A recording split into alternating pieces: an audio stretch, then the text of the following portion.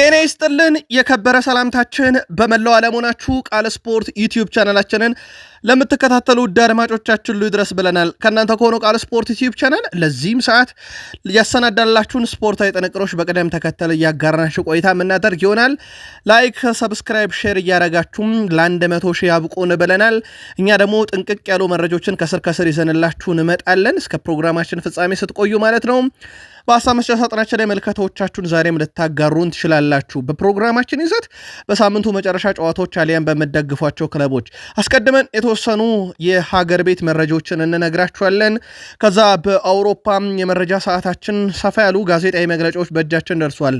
ሃንስ ፍሊክ እኔን አይመለከትም ብለዋል። ለመሆኑ እሳቸውን የማይመለከተው ጉዳይ ከጉዳት ጋር በተያዘና የሰጧቸውን ጋዜጣዊ መግለጫ ለየት ባለ መንገድ እናቀርብላችኋለን።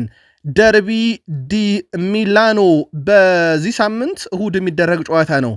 ስኮት ማክቶሚን ያስቆጠራት ግብ አንደኛ ናት። በጣሊያን ሴሬ ናፖሊ ይገኛል። አንደኛ የሆነችበትን መስፈርት እንነግራችኋለን፣ ትከታተሉታላችሁ። በተወዳጁ የእንግሊዝ ፕሪሚየር ሊግ በርከት ያሉ መረጃዎችን እናነሳለን። 12 ክለቦች አንስማማም ብለዋል በእንግሊዝ ፕሪሚየር ሊግ። እናም ህግ አሽረዋል። ለመሆኑ 12ቱ ክለቦች ያልተስማሙበት ያሻሩት ህግ ምን ያለ አይነት ህግ ነው? በመረጃችን አስቀድመን እናነሷለን። በሲቲ የመረጃ ሰዓታችን እቺን ቀን በምክንያት እናነሳታለን። ጋርዲዮላ ኮከባቸውን ያወድሳሉ። ፍልሚያቸው ከኒውካስል ዩናይትድ ነው። የፕሪሚየር ሊግ መሪነትን ለአርሰናል በጣም የሚቀርቡበትን ውጤት ለማስመዝገብ ወሳኙን ጨዋታ ያደርጋሉ። ሰማዮቹ የዓለም ሻምፒዮኖቹ በመሳሳት ጨዋታ ያደርጋሉ። ግን የቼልሲ ደጋፊዎች ቡድናችሁ ምን ሰዓት ሲጫወት ነው የማሸነፍ በራስ መተማመን ያላችሁ? ምሳ ሰዓት 11 ሰዓት ወይንስ አመሻሽ በኋላ የሚያደርጉት ጨዋታ?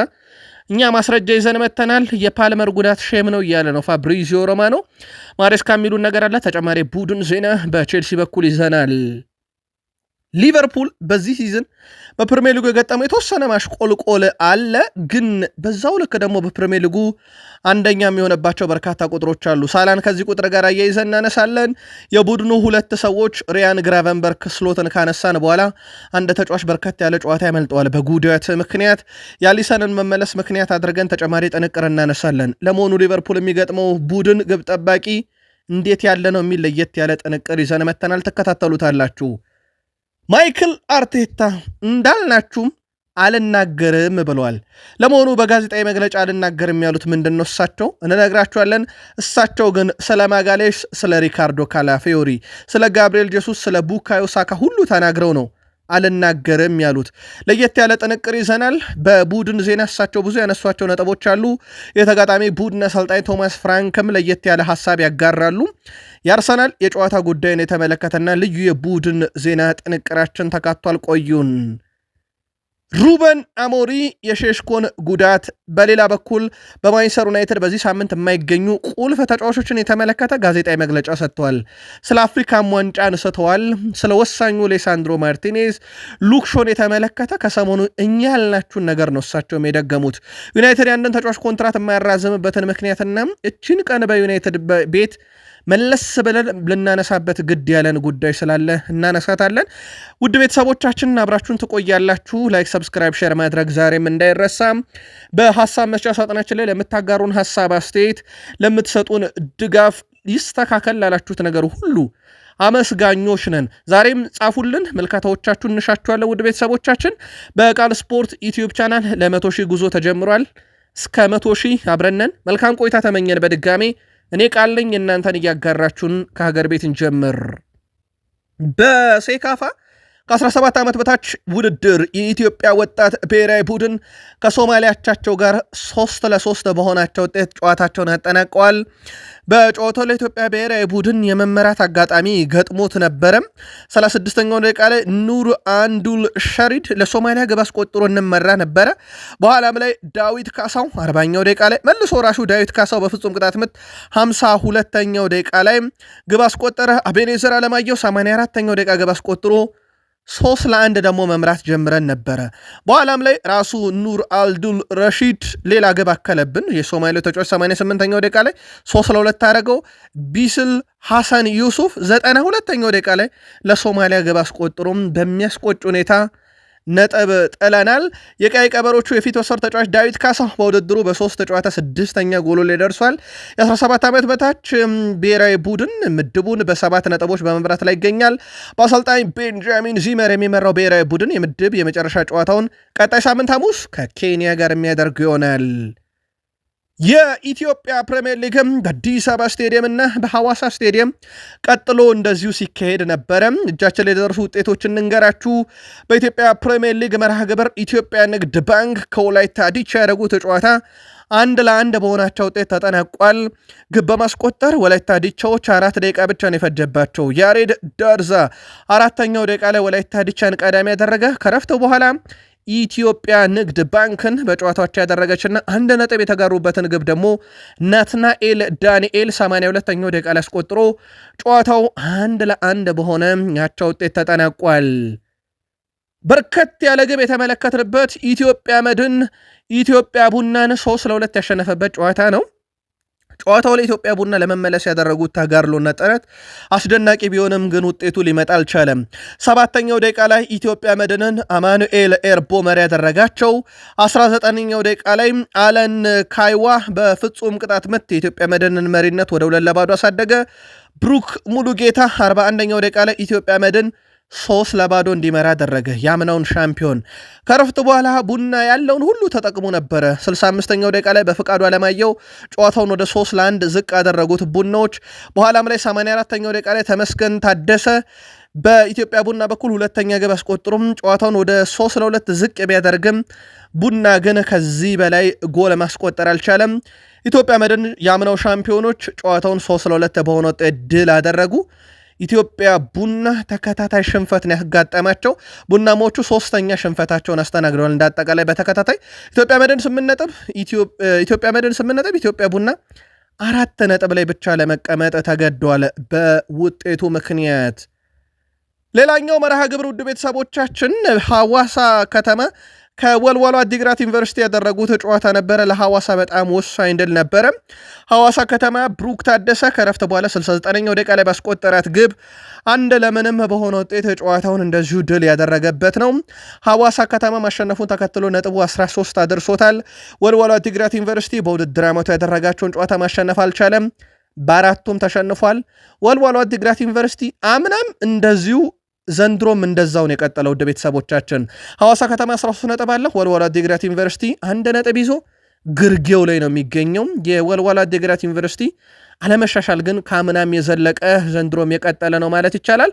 ውድ ቤተሰቦቻችን ይህን መረጃ በእናንተው በተወዳጁ የቃል ስፖርት ዩቲዩብ ቻናላችን አሰናድተን ስናቀርብላችሁ አንድ ጨዋታም እንደዚሁ እየተካሄደ ነበረ። ኢትዮጵያ ፕሪሚየር ሊግ የብሩክ በየነ በፍጹም ቅጣት ምት ሀዲያ ሆሳዕናን ግብ አስቆጥሮ ቅዱስ ጊዮርጊስን 1-0 እየመሩ ከእረፍት ገብቷል። ይህን መረጃ ስናቀርብላችሁ ስለዚህ በማለዳው መረጃችን ቅዱስ ጊዮርጊስ ውጤት ቀለበሰ ወይንስ ሀዲያ ሆሳዕና ውጤት አስጠበቀ የሚለውን እንነግራችኋለን። ወደ አፍሪካ እንሻገር። ስቴፊ ማቪዲዴ በኮንጎ በኩል ጥያቄ ይቀርበለታል ለብሔራዊ ቡድኑ ተጫዋች የሚል እሱ ግን ይህንን ጥያቄ ውድቅ በማድረግ ለእንግሊዝ ብሔራዊ ቡድን እጫወታለሁ አለ። እንግሊዝ ግን ፈጽሞ አልጠራቸውም ማቪዲዴን። ስለዚህ አሁን ወደ ዲሞክራቲክ ኮንጎ ለመመለስ ደግሞ ልቡ ሸፈተ። ኮንጎ እንደሚታወቀው ለዓለም ዋንጫ አንድ የጥሎ ማለፍ ጨዋታ ይጠብቃታል። ይህም ከጃማይካና ከኒው ካሊዶኒያ ጋር አሸናፊ ጋር አንዳቸውን ተፋልሞ ኮንጎ ወደ ዓለም ዋንጫ መግባት ትችላለች። አሁን ተጫዋቹ ከዛን ጨዋታ ጀምሮ ለመጫወት የአሰልጣኙን ጥሪ እየተጠባበቀ ነው እየተባለ ይገኛል። አስቀድሞ አሻፈረኝ ያላት ሀገር ኮንጎ ይህን ተጫዋች ድጋሜ ጥሪ ታቀርብለት ይሆን ወይ? በቀጣይ ይጠበቃል። አውሮፓ ደረስን። ሃንሲ ፍሊክ እኔን አይመለከተኝም ብለዋል። ሃንሲ ፍሊክ ሊዮኔል አንድሬስ ሜሲን መመለስ በተመለከተ በማስረጃ ነው እንደማይመለከታቸው የገለጡት። ሜሲ የዓለማችን ምርጥ ተጫዋች ነው፣ እንደሱ አይነትም የለም ብለዋል። እሱን ማየት ራሱ ያዝናናል ብለዋል።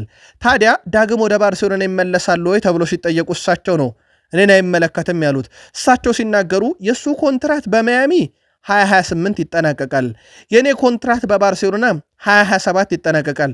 ያ ማለት እሱ ከኢንተር ማያሚ ጋር ኮንትራቱ ሳያልቅ እኔ ከባርሴሎና ጋር ኮንትራት ያልቃል። ስለዚህ እኔ ሳይሆን የቀጣዩ አሰልጣኝ ጉዳይ ነው፣ እኔን አይመለከትም ብለው ነገሩን በገደምዳሜው ሸፈንፈን አድርገው አሳልፈውታል። ግን የሜሲ ወደ ባርሴሎና መምጣት ሁዋን ላፖርታ በስልጣናቸው የሚቀጥሉ ከሆነ የማይታሰብ አዲስ ፕሬዝዳንት የሚመጡ ከሆነ ግን እሳቸው ቃል ገቡት እሱን መመለስ ነውና ሙከራዎች ሊኖሩ ይችላሉ ተብሎ ይጠበቃል። ራፊኒያ መመለሱን አሰልጣኙ አረጋግጧል ዛሬ በሰጡት ጋዜጣዊ መግለጫ። ግን ከተጠባባቂ ወንበር እናስጀምረዋለን፣ ምን ያህል ደቂቃ መጫወት እንደሚችል አብረን እናያለን ብለዋል ሃንሲ ፍሊክ በጋዜጣዊ መግለጫቸው ላይ። ሌላ ያነሱት ላሚን ያማልን በተመለከተ ነው። ለጨዋታው 100% ዝግጁ ነው፣ ይጫወታል ሲሉ በባርሴሎና በኩል ጨዋታው ላይ ግን የማይገኙ ሌሎች በርከት ያሉ ተጫዋቾች አሉ። ማርከስ ራሽፈርድ በጉንፋን ህመም ምክንያት ያለፉትን 2 ቀናት ልምምድ አለመስራቱን ተከትሎ ባርሴሎና ቤልባኦን በሚገጥምበት ጨዋታ ላይ እንደማይገኝ ሲረጋገጥ፣ ግብ ጠባቂ ሁዋን ጋርሻ ከጉዳት አገግሟል። በዚህ ምክንያት በጨዋታው ላይ እንደሚገኝ ነው አሰልጣኝ ሃንሲ ፍሊክ ያረጋገጡት። ከዛ ውጪ ፔድሪ በጨዋታው ላይ አይገኝም፣ በጉዳት ምክንያት ከጨዋታ ውጪ ነው። ለቼልሲ ጨዋታ ሲባሉ እንገመግማለን ብለው አልፈውታል። ስለዚህ በቼልሲ ጨዋታ ላይ ይገኛል አይገኝም በሚለው ጉዳይ ላይ ደግሞ የእሳቸውን ተጨማሪ ጋዜጣዊ መግለጫ መጠበቅ ይኖርብናል። ከዛ ውጪ ግን በባርሴሎናና አትሌቲኮ ቢልባኦ መካከል በሚደረገው ጨዋታ ሁዋን ጋርሻ፣ ራፊኒያ ወደ ሜዳ እንደሚመለሱ ላሚን ያማልን ጨምሮ አረጋግጠዋል። በባርሴሎና እና በቢልባኦ ጨዋታ ላይ የሚጠበቁ አንዳንድ እውነቶች አሉ። ውድ ቤተሰቦቻችን፣ የመጀመሪያው ነገር በካምፕኑ የሚደረግ ጨዋታ ነው ከረጅም ጊዜ በኋላ። ከዚህ ስቴዲየም ከወጣ በኋላ ባርሴሎና በነገራችን ላይ 2 ላሊጋ፣ 1 የስፔን ኮፓ ዴላሬ እና የስፔን ሱፐር ካፕን አንስቷል። ስለዚህ ከዛ በኋላ ነው ወደ ካምፕኑ የሚመለሰው። 45,000 ደጋፊዎች በስቴዲየም ይገኛሉ ተብሎ ይጠበቃል። ጨዋታው በጉጉት እንዲጠበቅ ያደረገው የባርሴሎናና የቢልባኦ ጨዋታ መሆኑ ብቻ ሳይሆን ካምፕኑ ላይ መደረጉ ነው። በነገራችን ላይ የባርሴሎና ደጋፊዎች ከቢልባኦ ጋር በሚደረገው ጨዋታ ለኒኮ ዊሊያምስ ተዘጋጅተውለታል ተብሏል። መፈክሮችን፣ ባነሮችን፣ መዝሙሮችን ሁሉ አዘጋጅተው እየጠበቁት ነው። እንደሚታወቀው ባርሴሎና ይገባል ተብሎ ሲጠበቅ ኮንትራቱን በቢልባኦ እንዳራዘመባቸው ይታወቃል። በዚህ ሳምንት በጣም ወሳኝ ጨዋታ በጣሊያን ሴሪ እናያለን። ደርቢ ዲ ሚላኖ፣ የሚላን ክለቦች ይፋለማሉ። የትም አይሄዱም፣ አንድ ሜዳ ላይ ነው ሁለቱም የሚጠቀሙት። እዛው በዛው የሚደረግ ጨዋታ ነው፣ ግን ትኩረትን ይስባል። ሁለቱ ሀያላን ክለቦች በጣሊያን ሴሪ ኤ ብዙ ታሪክ አላቸው ገልጠን ብንመለከት። የእሁዱን ብቻ ግን እናድረሳችሁ ውድ ቤተሰቦቻችን። በዚህ ዓመት ሁለቱም በጅማሮ ደረጃ ጥሩ የሚባሉ ናቸው። ኢንተር ሚላን 26 ግብ ሲያስቆጥር ኤስ ሚላን 17፣ በአሲስት ደረጃ 21 አሲስቶች በተጫዋቾቻቸው አስመዝግበዋል ኢንተሮች፣ ኤስ ሚላን 12። ሁለቱም ቡድኖች 2-2 ፍጹም ቅጣት ምት ግብ አስቆጥሯል። በአንድ ለአንድ ግንኙነት ኢንተር ሚላን 393 ኳሶችን በአንድ ለአንድ አሸንፏል ከተጋጣሚ ቡድን። የኤስ ሚላን ዝቅ ይላል ወደ 271። በግብ ጠባቂ ዘንድ የኤስ ሚላኑ ግብ ጠባቂ 27 ኳስ ሲያደን የኢንተሩ 23 ነው። በትልቅ የግብ ዕድል መፍጠር ሂደት ውስጥ ካየን ደግሞ ኤስ ሚላን 23 የግብ ዕድል ፈጥረው ነው 17 ያስቆጠሩት።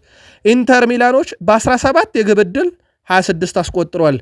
እንዲህ አይነቶቹ ተፋላሚዎች ናቸው ዓመቱን በእንደዚህ ሁኔታ የጀመሩት ሁለቱ የሚላን ከተሞች። እሁድ ምሽት 4:45 ሲል ፊልሚያቸውን ያደርጋሉ። የጣሊያን ሴሪ ኤ ናፖሊ ተጫዋች ነው ስኮት ማክቶሚኔ። ለዛ ነው በጣሊያን ሴሪ መረጃውን ልናደርሳችሁ ወደር ነው። ነገር ግን ስኮትላንድ ከዴንማርክ በዓለም ዋንጫ የምድቡ የመጨረሻ ጨዋታ ላይ 4 ጎሎችን ሲያስቆጥሩ የ4ኛዋ ደቂቃ ግብ ግን ፍጹም ትለያለች። የስኮት ማክቶሚኔ አክሮባቲክ ግብ ነበረች። በነገራችን ላይ አዲስ ክብረ ወሰን አስመዝግባለች። አንደኛ ደረጃም ላይ ግቧ ተቀምጣለች። ስኮት ማክቶሚኔ እቺን ግብ ዴንማርክ ላይ ሲያስቆጥር ኳሷን የመታበት ከፍታ ወይም እግሩ ሲነካት ኳሷ 2 ሜትር ከ53 ሴንቲሜትር ትረዝም ነበር ከመሬት። ይሄ በዓለማችን ላይ በአክሮባቲክ መንገድ በተቆጠሩ ግቦች የኳሷ ከፍታ በጣም ትልቁ ሆኖ ተመዝግቧል።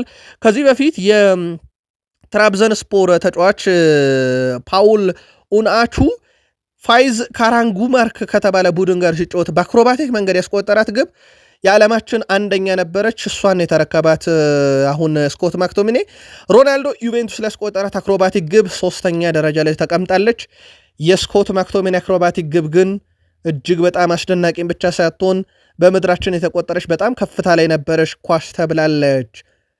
ውድ የቃል ስፖርት ዩቲዩብ ቻናል ቤተሰቦቻችን ከእናንተ ከሆነው ቃል ስፖርት ዩቲዩብ ቻናል የሰዓቱን ስፖርታዊ ጥንቅር ከሀገራችን ኢትዮጵያ ከአህጉራችን አፍሪካና ከአውሮፓ መራርጠን እያደረስናችሁ ነው። ተወዳጁ የእንግሊዝ ፕሪሚየር ሊግ መረጃን ብቻ የምናደርሳችሁ ሰዓት ላይ ተገኘን። እናንተም አጋርነታችሁን እያሳያችሁን ለ100,000 ጉዟችንም አጋርነታችሁን በድጋሚ እያሳያችሁን እንድትቆዩ ከኛ ጋር ጋብዘናል። ሼር ማድረግ ቃል ስፖርት ዩቲዩብ ቻናል እንዳይረሳ። በቅርቡ ለ100,000 እየሰራ እንደሆነ ይታወቃል። በድጋሚ መልካም ቆይታ ተመኘን ከፕሪሚየር ሊግ መረጃችን ጋር። የፕሪሚየር ሊግ 12 ክለቦች አንስማማም ብለዋል። ፕሪሚየር ሊጉ ክለቦች በዛሬው ዕለት አዲስ ሕግ በማጽደቅ ዙሪያ ድምፅ ሰጥተዋል። አዲሱ ሕግ ክለቦች በዓመቱ ዝቅተኛ ገቢ ባገኘው ክለብ መሰረት ወጫቸው እንዲወሰን የሚል ነበር። ልብ አድርጉም፣ አንድ ክለብ ዝቅተኛ ገቢ ሊያስመዘገብ የሚችልባቸው ብዙ ምክንያቶች አሉ። ለአብነት ያክል ክለቡ በጣም ደካማ ሲሆን የስቴዲየም ገቢ፣ የአውሮፓ ትኬቶችን የማይቆርጡ ክለቦች፣ ለአብነት ያክል ወልቭስ ዘንድሮ የፕሪሚየር ሊጉ ግርጌ ላይ ነው። ገቢው በብዙ መንገድ ሊቀንስበት ይችላል። እናም ከወልቭስ የዓመታዊ ገቢ ጋር አስልተን ይሁን ወጫችሁ ሲባል 12 ክለቦች የለም ከዚህ በፊት ሲደረግ እንደነበረው ይቀጥል አንስማማም አሉ። ህጉ ስራ ላይ እንዲውል ድምፅ የሰጡት 7 ክለቦች ናቸው። እያጣራ እንገኛለን። እነኚህ 12 ክለቦችና 7 ክለቦች እነማን ናቸው? አንድስ ድምፅ ያቀበው ክለብ ማን ነው የሚለው እያጣራ እንገኛለን። ይህን ተከትሎ ግን ህጉ ሳይጸድቅ የቀረ ሲሆን የሊጉም በቀደመው የፒኤስአር ህግ መሰረት ማለትም ክለቦች በ3 ዓመት ውስጥ ከ105 ሚሊዮን ፓውንድ በላይ ኪሳራ ማስመዝገብ አይችሉም፣ ካስመዘገቡ ይቀጡ በሚለው የጸናው ህግ እንዲቀጥል ሆኗል። ለዚህ ምክንያቱ 12 ክለቦች ናቸው። ልክ በዛሬዋ ቀን ማንቸስተር ሲቲ ቤት አንድ ሰው ተዋወቅን። ስሙም ፊል ፎደን ይባላል። ፊል ፎደን ለማንቸስተር ሲቲ የመጀመሪያ ጨዋታውን ያደረገውም ልክ በዚች ቀን ነበረ። ከዛ በኋላ የሰራቸው ብዙ ታሪኮች አሉ። ከፊል ፎደን የማትረሱለትን ግን የሲቲ ደጋፊዎች በሀሳብ መስጫ ሳጥናችን ላይ ልታጋሩን ትችላላችሁ። ሲቲ በሳምንቱ በጣም ወሳኝ የተባለም የፕሪሚየር ሊግ ጨዋታ ያደርጋል። በተለይ ለፕሪሚየር ሊጉ መሪ አርሰናል አንገት ስር መተንፈስ የሚችልበትን ውጤት ሴንት ጄምስ ፓርክ ስቴዲየም ላይ ካስመዘገበ ሲቲ ዳግም ለፕሪሚየር ሊግ ዋንጫ እድሉን በደንብ የሚያሰፋበት አጋጣሚ ይሆናል። ከሊጉ መሪ አርሰናል ያለንን ርቀት እናጠባለን ብለዋል ጋርዲዮላ። ከጨዋታው ጋር አያይዘው በርካታ ሀሳቦችን ካነሱ በኋላ ሃላንድ በትልቅ ደረጃ የሚገኝ ተጫዋቼ ብለው አወድሰውታል። ሮድሪና እንደዚሁም ኮቫችች በጨዋታው ላይ እንደማይገኙ ካረጋገጡ በኋላ ግን ባሉን ተጫዋቾች ጨዋታውን ለመወጣት ቡድኔ ዝግጁ ነው ሲሉ ተደምጠዋል። ማንቸስተር ሲቲ ከኒካስል ዩናይትድ ጋር የሚያደርጉት ጨዋታ ከአርሰናል ጋር ያላቸውን ነጥብ ልዩነት በትልቁ የሚያጠቡበት ነው። ምክንያቱም አርሰናል ጨዋታ የሚያደርገው እሁድ 1 ሰዓት ከ30 ነው። ኒካስል እና ሲቲ የሚያደርጉ ጨዋታ ቅዳሜ አስቀድሞ 2 ሰዓት ከ30 ለማታ ነው የሚያደርጉት። ስለዚህ ሲቲ ሞር የተሻለ እድል አለው ጫና ለመፍጠር። ማንቸስተር ሲቲ ከኒካስል ዩናይትድ በሚያደርጉ ጨዋታ ደግሞ ሲቲ ሞር የተሻለ እድል ተሰጥቶታል። ባለፉት 4 ጨዋታ ሲቲ በኒካስል ዩናይትድ ሽንፈት አልገጠመውም። 3-2፣ 2-0፣ 4-0 አሸንፏል ማንቸስተር ሲቲ። በዛ ላይ ኒካስል ላይ የበላይነት አለው። 79 ጊዜ ኒካስልን የረታ ቡድን ነው። ቅድመ ግምቶች ሁሉ ወደ ሲቲ ያደሉ ናቸው። ሲቲ ካለፉት 5 ጨዋታ 4 ድል አለው። በቪላ የተሸነፈበት ጨዋታ ብቻ ነው ሽንፈቱ። የኒካስል በብሬንትፎርድ በዌስትሃም በተመሳይ 3-1 የተሸነፉት ጨዋታ ይጠቀሳል። ቅድመ ግምቶች ሁሉ ወደ ሲቲ ባደሉበት ጨዋታ ማን ያሸንፋል የሚል ይጠበቃል። በሲቲ በኩል ግን ውድ ቤተሰቦቻችን ኖቬምበር 22 ሳተርዴ ላይ ማለት ነው እናቀርብላቸው መረጃ ላይ ተጨማሪ ጥንቅር እናነሳለን። ቼልሲ ምን ሰዓት ሲጫወት ነው ቡድኑ የማሸነፍ አቅም ያለው ብላችሁ ቼልሲያን የምትተማመኑት? ምሳ ሰዓት፣ አመሻሽ 11 ሰዓት የሚደረጉ ጨዋታዎች ወይስ ወደ ሌሊት የቀረቡ የምሽት ጨዋታዎች ብለን ጠይቀን ነበረ። ማስረጃ ይዘናል ብለናችኋል። በአለፉት 7 የምሳ ሰዓት ጨዋታ ቼልሲ ሽንፈት የሚባል ነገር አልገጠሙም። እሱ ብቻ አይደለም 7ቱንም ጨዋታ በድል ነው ያጠናቀቀው። ሉተን፣ ፉልሃም፣ ዌስትሃም፣ ሌስተር፣ ኤቨርተን፣ ፉልሃምን በድጋሜ ኖቲንግሃም ፎረስተን ከዚህ በፊት በምሳ ሰዓት ጨዋታ በተከታታይ ገጥመው ድል አድርገዋቸዋል።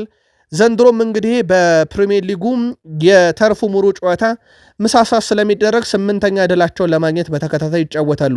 በነገራችን ላይ በእንግሊዝ ፕሪሚየር ሊግ ታሪክ የተከታታይ ሰዓትን ጨዋታ በማሸነፍ ሲቲን የሚስተካከለው የለም። ሲቲ በምሳሳት ጨዋታ 9 ተከታታይ ጨዋታ አሸንፎ ሪካርዱ በእጁ ነው። ቼልሲ 8፣ ማንቸስተር ዩናይትድ 8 ይሄን ሪካርድ በሁለተኝነት ይዘውት ይገኛሉ። ቼልሲ ግን ይሄን ሪካርድ ለማሻሻልና ለመጋራት የተርፍ ሙርን ጨዋታ ይጠብቃል። በቼልሲና በሲቲ መካከል ላቅ ያለ ድርድር ከተካሄደ በኋላ ፓልመር ለቼልሲ ፈረመ። በወቅቱም ብዛም አጀንዳ አልነበረም። አጀንዳ የሆነው የፓልመር 1 ዓመት በግብ የተንበሸበሸ ሲሆን ነበረ ሲቲዎች እንደሸጡት በሚል በኋላ እንደውም ሲቲዎች ፊል ፎደን እያለ ምን እናርገው ብለው ነበር እንደ መከራከሪያ የሚያቀርቡት። በነገራችን ላይ ከዛ በኋላ 57 የግብ አስተዋጽኦን አበርክቷል። የተቀላቀለው ሴፕቴምበር 20 2023 ላይ ነበረ። በ57 ግቦች ላይ በቀጥታ ተሳትፏል። በነገራችን ላይ እሱ ለቼልሲ መጫወት ከጀመረ ጊዜ ጀምሮ ፓልመር በርካታ የግብ አስተዋጽኦ ያለው 78 ሃላንድ 69 ነው። ሶስተኛው ሰው ነው ማለት ነው። ባለፉት ወደ 3 ዓመት ገደማ አካባቢ ሊጠጋ ነው። በእርግጥ 2 ዓመት ተኩል አካባቢ ብንለው ይሻላል፣ የተጠጋ ጊዜ ነው። በዚህ ሰዓት ታዲያ ፓልመር 57 የግብ አስተዋጽኦ ይዞ ሶስተኛው ሰው ነው በፕሪሚየር ሊጉ በሃላንድና ሳላ ብቻ ተበልጦ። የዛሬው ቤቱ ተንሸራቶ ወድቆ የጣቱ መሰበርን ሼም ነው ብሎታል ፋብሪዚዮ ሮማኖ። ምክንያቱም ለበርንሌ ጨዋታ እንደሚሰለፍ ይታወቅ ነበረ ከጉዳት አገግሞ፣ ግን ዛሬ ጣቱ ተሰብሮ አይደለም ለበርንሌ ጨዋታ ለባርሴሎናና ለአርሰናል ጨዋታ እንደማይደርስ በመሳሳት መረጃችን ነግረናችሁ ነበር። የሰሜዎቹ አሰልጣኝ ኤንዞ ማሬስካ ስለ በርንሌ ጨዋታ ይናገራሉ። አስቸጋሪ ብለውታል። የተለየ ጨዋታ ነው፣ የተለዩ እቅዶችና ነገሮችን መጠቀም አለብን ያሉት ኤንዞ ማሬስካ ከረፍት በኋላ ከሜዳ ውጭ ምሳ ሰዓት ላይ የሚደረግ ከባድ ጨዋታ ነው፣ እዚህ ጨዋታ ሁልጊዜም ከባድ ነው ብለዋል። አያይዞም አሁን እየተጫወተን በምንገኝበት መንገድ ለመቀጠል ጥረት እያደረግን ነው፣ ጥሩ እየተጫወትን ነው፣ የትኛውን ቡድን ማሸነፍ እንደምንችል አሳይተናል ብለዋል ማሬስካ። ስለዚህ የበርንሌው ጨዋታ ምንም እንኳን ከባድ ቢሆንም የምሳ ሰዓት ጨዋታ ከረፍት በኋላ አስቸጋሪ ቢሆኑም ግን የተርፍ ሙሩን ጨዋታ ለማሸነፍ ዝግጁ ነን፣ ይህንን ደግሞ ባለፉት ጨዋታ ማንንም ማሸነፍ እንደምንችል አሳይተንበታል ብለዋል። ኤንዞ ማሬስካ ኤስታቪዮንም በተመለከተ ሀሳባቸውን አጋርተዋል። ይህ የ100 ሚሊዮን ፓውንድ በላይ ተጫዋቻችን ነው ብለዋል ኤንዞ ማሬስካ። ኤስታቪዮን መመልከት ትችላላችሁ። ሜዳ ላይ እያደረገ ያለውን ነገር በጣም ምርጥ ነው። በክለቡ ውስጥ በሚቀጥሉት 5 ዓመታት ሲጫወት ወይም 10 ዓመታት ሲጫወት ታዩታላችሁ። 5ቱንም ዓመት ቢጫወት 10 ዓመትን ቢጫወት በዚሁ ምርጥነቱ ነው የሚቀጥለው ብለዋል። ቼልሲ እንግዲህ በወጣትነት ባሊዮን ዶርን ያሸነፈ ተጫዋቻችን ይሆናል ብለው በዝርዝራቸው ውስጥ ከያዙት ካመኑትና ከታመኑበት ተጫዋቻቸው አንደኛው ነው። በነገራችን ላይ የሪያል ማድሪድ ደጋፊዎች ኤንድሪክን ባመጣው መልማይ የተበሳጩበት ዋና ምክንያት ፓልመርን በዝርዝራቸው ውስጥ ነበረ፣ ግን ኤንድሪክ ነው እንዲመጣ በወቅቱ የተደረገው። ከዛ በኋላ ኤስታቪዮ በቼልሲ ባሳየው ብቃት ከወኪሉ ጋርም ሰጣ ገባ ውስጥ ገብቶ እንደነበረ የሚዘነጋ አይደለም። በዚህ ውድድር ዓመት በፕሪሚየር ሊጉ ሊቨርፑል ጅማሮ ድንቅ ነበር። ከ5ኛ ሳምንት በኋላ ግን ነገሮች ጥሩ አልነበሩም። ሊቨርፑል በፕሪሚየር ሊጉ የደረጃ ሰንጠረዡ ላይ መንሸራተት ቢገጥመውም ብዙ የግብ ዕድሎችን የፈጠረ የፕሪሚየር ሊግ ክለብ ግን አሁንም ሊቨርፑል ነው። 99 የግብ ዕድሎችን ፈጥረዋል። ቼልሲ 95፣ ማንቸስተር ዩናይትድ 94፣ ኒውካስል ዩናይትድ 87፣ ማንቸስተር ሲቲ 86 እያለ ከ1 እስከ 5 ያለውን ቁጥር ይዘው ሊቨርፑል ከአናት ሆኖ ይመረዋል። መረጃውን ከሁስኮርድን ያገኘ ነው። እዚሁ ቁጥር ላይ ግን አንድ መረጃ ቁጥር አይንጨምር። ሳላህ በፕሪሚየር ሊጉ ለሊቨርፑል 299 ጨዋታን አድርጓል። ኖቲንግሃም ፎረስትን ሲገጥም 300ኛ ይሆናል። በእነኚህ ጊዜያት 188 ግብ ያስቆጠረ 89 አሲስት ያለው 277 የግብ አስተዋጽኦ ያለው ነው። ሳላህ በፕሪሚየር ሊጉ ሁለተኛው ሰው ነው በ300 ጨዋታ በርካታ ግቦችን በማስቆጠር። ሪያን ግራቨንበርክ በሊቨርፑል መለያ መጫወት ከጀመረ ጊዜ ጀምሮ በሁሉም ውድድሮች 100ኛ የፕሪሚየር ሊግ ጨዋታውን ኖቲንግሃም ፎረስትን በመግጠም የሚሞላ ይሆናል። ሌላ 50 ጨዋታ የሚመሉት አርኔ ስሎት ናቸው። ቡድኑን ከተረከቡ በኋላ 49 ጨዋታዎችን መርተዋል። 31ዱን በድል። በሊቨርፑል ታሪክ በመጀመሪያዎቹ 50 የሊግ ጨዋታ ከዚህ በላይ ድል ያደረገ አሰልጣኝ የለም። እሳቸው በመጀመሪያ 50 ጨዋታቸው ላይ 50ኛው ላይ የሚገኙት ታዲያ ኖቲንግሃም ፎረስትን ሲገጥሙ ነው። 50ኛውን ጨዋታ በድል ይወጡታል ወይ? ልክ ጋርዲዮላ 1000ኛ ጨዋታቸውን በድል እንደተወጡት ይህንን ጨዋታቸውን ደግሞ ኖቲንግሃም ፎረስትን በሚገጥሙበት የቅዳሜ 12 ሰዓት ሲል የሚደረግ ጨዋታ እንመለከታለን። በነገራችን ላይ በዚህ ውድድር ዓመት በፕሪሚየር ሊጉ ከኖቲንግሃም ፎረስት ግብ ጠባቂ ማት ሴልስ የበለጠ ወደ ጎል ያመራ ስህተት የሰራ የለም። 2 ግቦች ኖቲንግሃም ፎረስት በሱ ነው የተቆጠሩበት። እንግዲህ የእሳቸው 50ኛ ጨዋታ የሚፋለሙት ቡድን እንደዚህ አይነት ግብ ጠባቂ ይዞ ነው ዓመቱን እያከናወነ ያለው። ኮነር ብራድሌ ብቻ አይደለም፣ በእርግጥ ፍሪፖንግም እዚህ ቦታ ላይ ጉዳት ላይ ነው። ኮነር ብራድሌ ግን በጉዳቱ ምክንያት ኖቲንግሃም ፎረስት ጨዋታ ብቻ አይደለም ፒኤስቪ፣ ዌስትሃም፣ ሰንደርላንድ፣ ሊድስ፣ ኢንተር ሚላን፣ ብራይተንን የመሳሰሉ በርከት ያሉ የፕሪሚየር ሊግና 2 የአውሮፓ ሻምፒየንስ ሊግ ምሽት ጨዋታዎች ላይ አያገኙትም። ይህን ተጫዋች ለመተካት ሴቦዝ ላይ አሊያም ከርትስ ጆንስ በዛ ቦታ ላይ ያሰልፋሉ ተብሎ ይጠበቃል። በክረምት አርኖልድ እንዲተካ ያመጡት ጄሬሚ ፍሪምፖንግ በራሱ በጉዳት የተሰቃየ ያለ ተጫዋች እንደሆነ ይታወቃል። የጉዳት ታሪኩ ደግሞ በሊቨርፑል በጣም ከፍ ያለ ሆኗል። ለሊቨርፑል ግን ጥሩ የሚባለው ዜና ጉዳት ላይ የነበረው ግብ ጠባቂ ተመልሷል። ሊቨርፑል አሊሰን ቤከርን አግኝቶታል። ሊቨርፑል አሊሰን ቤከር በተሰለፈባቸው የፕሪሚየር ሊግ ጨዋታ 6 ተጫውቶ 5 ድል 1 ሽንፈት ነበረ። ሊቨርፑል በዚህ ሲዝን አሊሰን ቤከር በጉዳት ባልተሰለፈባቸው ጨዋታ ከ5 1 ነው ያሸነፉት፣ 4 ተሸንፈዋል። አሊሰን ቤከር ማለት ለሊቨርፑል ግብ ጠባቂ ብቻ ሳይሆን የማሸነፍም ምክንያት ነው ማለት ይቻላል። ይህ አስደናቂ ግብ ጠባቂ ተመልሷል፣ ወደ ቁጥር አንድነቱ ይመለሳል ተብሎ ይጠበቃል። እንደ አጠቃላይ የሊቨርፑልን የቡድን ዜና ለማድረስ ያክል ብቻ ውድ ቤተሰቦቻችን አርኔ ስሎት ዛሬ በሰጡት ጋዜጣዊ መግለጫ ፍሎሪያን ቬርስ፣ ኮነር ብራድሌ፣ ጄሬሚ ፍሪምፖንግ በጉዳት ምክንያት የሉም። አንዲ ሮበርትሰን በግል ጉዳይ ምክንያት ልምምድ አልሰራም። ዛሬ ልምምድ ከሰራ በቅዳሜ አመሻሽ ጨዋታ ላይ ይገኛል። ከርቲስ ጆንስ እና ዶሚኒክ ሶቦስላይ የሊቨርፑል የቀኝ ተከላካይ ሚናነትን ወስደው ይጫወታሉ ተብሎ ይጠበቃል። አሊሰን ቤከር እና ኢሳክ ተመልሰዋል። የሊቨርፑል ወቅታዊ ሁኔታ ይህ ነው። ኖቲንግሃም ፎረስትን የማሸነፍ አቅማቸው ግን እንዴት ያለ ነው የሚለው ጨዋታው ልክ ሲጀመር የምናየው ይሆናል። በተወዳጁ የእንግሊዝ ፕሪሚየር ሊግ ከኢንተርናሽናል ብሬክ በኋላ ሲመልሱ ከሚጠበቁ ጨዋታዎች ውስጥ አንደኛው ነው። የሊቨርፑል ደጋፊዎች ተጨማሪ ጥንቅሮችን በጨዋታው ዙሪያ መከታተል ካሻችሁ ለእናንተም ኖቬምበር 22 ሳተርዴ ወይም ቅዳሜ በፈረንጆች አቆጣጠር ኖቬምበር 22 ላይ በምናቀርበው ስፖርታዊ ጥንቅር ሰፋ ያለ መረጃ ይዘን እንመጣለን። የሰሜን ለንደኑ ክለብ አርሰናል ማይክል አርቴታ አልናገርም ብለዋል። እሳቸው የሰሜን ለንደኑ ክለብ አርሰናል አሰልጣኝ ማይክል አርቴታ ከእሁዱ የሰሜን ለንደን ደርቢ ጨዋታ በፊት ጋዜጣዊ መግለጫ ሰጥተው ነበረ። ጋብርኤል ማጋሌሽ ከሜዳ ይርቃል፣ ለምን ያክል ጊዜ እንደሚቆይ ግን መረጃውን የምታውቁት የፊታችን ሮብ ነው። ተጨማሪ ምርመራ ስለምናደርግለት ሮብ ለምን ያክል ጊዜ ከሜዳ እንደሚርቅ እናውቃለን ብለዋል። ሪካርዶ ካላፊዮሪ ልምምድ አልሰራም፣ ለጨዋታ የሚደርስ ከሆነ እናያለን ብለዋል። ጋብርኤል ሱስ ብቁ ለመሆን በቅርቡ በውስጥ በሚደረጉ ጨዋታዎች መሳተፍ ይጀምራል ሲሉ ቡካዮ ሳካ ውሉን ያራዝማል፣ ከአርሰናል ጋር ይቆያል ብለዋል። በነገራችን ላይ ያለቀለት ውል ነው። ውድ ቤተሰቦቻችን ቡካዮ ሳካ እስከ 2030 በአርሰናል እንደሚቆይ እኛም ማረጋገጫውን ሰጥተናቸዋል። አሰልጣኝ ማይክል አርቴታ በንግግራቸው ወቅት ከጉዳት የተመለሱ ጉዳት ያጋጠማቸው ሌሎች ተጫዋቾችንስ በተመለከተ ሲባሉ አልናገርም ብሏል። አሰልጣኝ ማይክል አርቴታ የደርቢ ጨዋታ ሊገኙ ስለሚችሉና ስለማይችሉ ተጫዋቾች ልነግር እችላለሁ ግን አልናገርም ብሏል። በእርግጥ ይህንን ነገር ከዚህ ቀደም እኛ ነግራችኋል።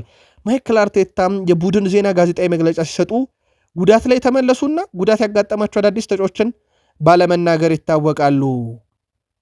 በዚህ የውድድር ዘመን ባለንበት አቋም ላይ ከቀጠልን መጨረሻ ላይ አሁን ባለንበት ደረጃ እንጨርሳለን ብለዋል። የኢዜ የመጀመሪያ የሰሜን ለንደን ደርቢ ጨዋታ በተመለከተ ከሌሎች ተጫዋቾች ጋር ሲወዳደር ልዩ ወይም የተለየ ነገር የለም። ኢዜ ወደ ተለያዩ ክለቦች ለመዘዋወር ብዙ አማራጮች ነበረው፣ እሱ እዚህ መምጣት መርጧል። እኔ በጣም ኮርቻለሁ ብሏል። የቶትናም አቅርቦትን ውድቅ አድርጎ ወደ አርሰናል ስለመሄዱም የተጠየቁት ማለት ነው። በእሱ ዝውውር ላይ የተሳተፉ 3 የተለያዩ ክለቦች ነበሩ። እሱን ሳናገረው ለመቀላቀል እንደሚፈልግ ነገረኝ። ከዛም የሚፈልገው ነገር ስለነበረ ወደ አርሰናል መጣ ብለዋል አሰልጣኝ ማይክል አርቴታ።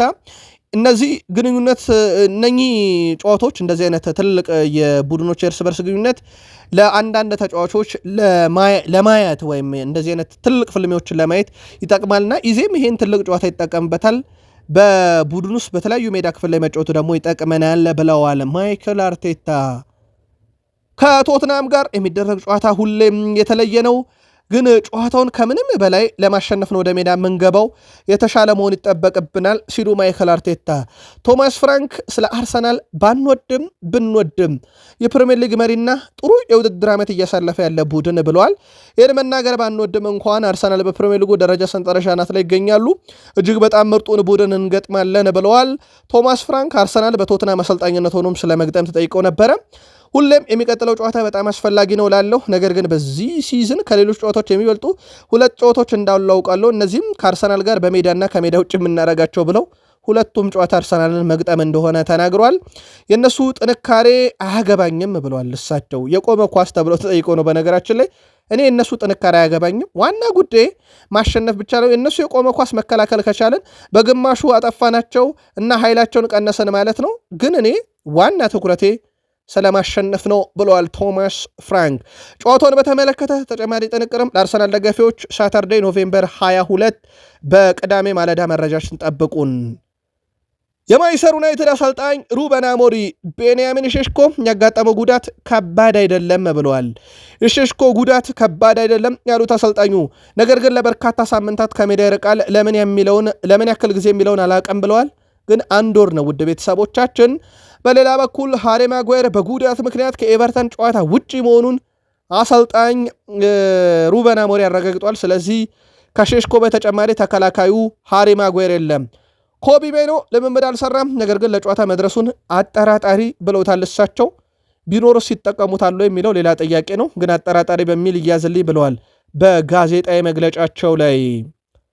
አሞሪም ስለ አማድ ዲያሎ፣ ስለ ብሪያን ቤሞ፣ ስለ ኑሱር ማዝራዊ የአፍሪካ ዋንጫ ጉዞም ሲጠየቁ የአፍሪካ ዋንጫ ውድድር ከመጀመሩ 2 ሳምንት በፊት እንደሚሄዱ ይታወቃል።